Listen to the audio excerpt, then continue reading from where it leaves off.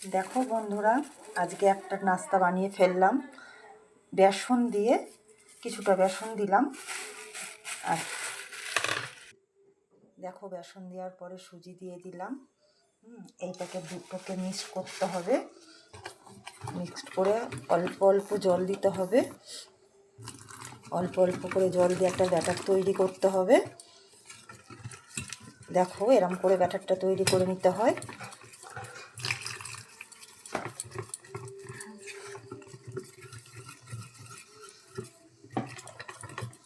একটু ইয়ে করে ব্যাটারটা তৈরি করে নিও।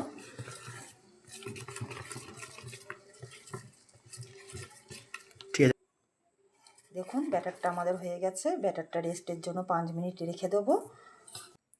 নাও 5 মিনিট পরে ফিরে এলাম বন্ধুরা। এই জিরে গুঁড়ো একটু দিয়ে দিলাম, আদা একটু দিয়ে দিলাম, বিনস কুচি, তারপরে দিলাম গাজর কুচি, তারপরে দিলাম বাঁধাকপি কুচি, তারপরে দিলাম কাঁচা লঙ্কা কুচি, দিয়ে দিলাম পেঁয়াজ কুচি। পেঁয়াজ কুচিটা আপনারা চাইলে স্কিপও করতে পারেন। তারপরে দিয়ে দিলাম ধনেপাতা কুচি। দেখুন সব ইয়েগুলো দিয়ে, উপকরণগুলো দিয়ে একটু ম্যারিনেট করে নিলাম। দেখুন সব ম্যারিনেট করা হয়ে গিয়েছে। এবার একটু মতন লবণ দিয়ে দিলাম,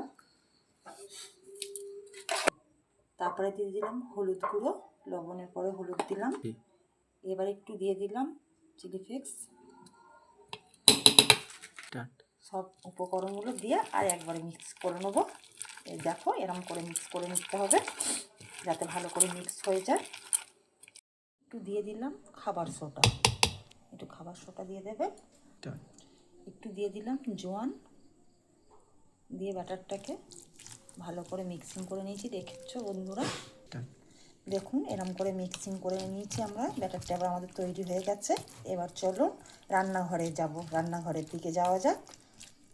জেলে কড়া বসিয়ে দিলাম। এটা তেল একটু দিয়ে দিলাম। তবে গ্যাসটা খুব সিমে রেখে দেবেন। দুটো তিল দিয়ে দিলাম, সাদা তিল দিয়ে দিলাম তেলের উপরে। এই দেখুন এরমভাবে দিয়ে দিলাম। দিয়ে দেওয়ার পরে এটাকে এরকম চাপা দিয়ে দিতে হবে। দেখুন 1 সেকেন্ড পর এলাম, এরমভাবে রেখে দিয়েছিলাম। দিয়ে এরকম করে একটু হালকা উল্টে নিতে হবে। উল্টে নিলাম। নেওয়ার পরে ওপরে দিকে একটু সাদা তিল ছড়িয়ে দিলাম।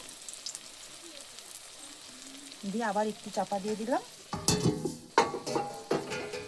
দেখো আমাদের কি সুন্দর খাবার একটা তৈরি হয়ে গেল।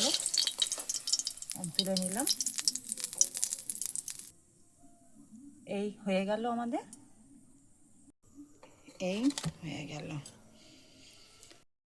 করেছো খাবার তৈরি। চলে এলাম মচমচে। দেখুন খুব সুন্দর হয়েছে। আপনারাও একবার ট্রাই করুন, করে খেয়ে দেখুন কত সুন্দর হয়েছে। দেখুন এই ভেঙে দেখালাম ভিতরটা কত সুন্দর আর কত টেস্টি। আপনারা একবার বানিয়ে খেয়ে দেখবেন, ঠিক এমনভাবে করবেন, খুব সুন্দর। হ্যাঁ, এই আমরা খাচ্ছি, খেয়ে দেখাচ্ছি। রেসিপি অলরেডি তৈরি হয়ে গিয়েছে, তো আপনারা বাড়িতে এটা একবার বানিয়ে দেখতে পারেন। আর কমেন্ট করে অবশ্যই জানাবেন কেমন হয়েছে। আর আমাদের চ্যানেলে নতুন হয়ে থাকলে সাবস্ক্রাইব করে দেবেন।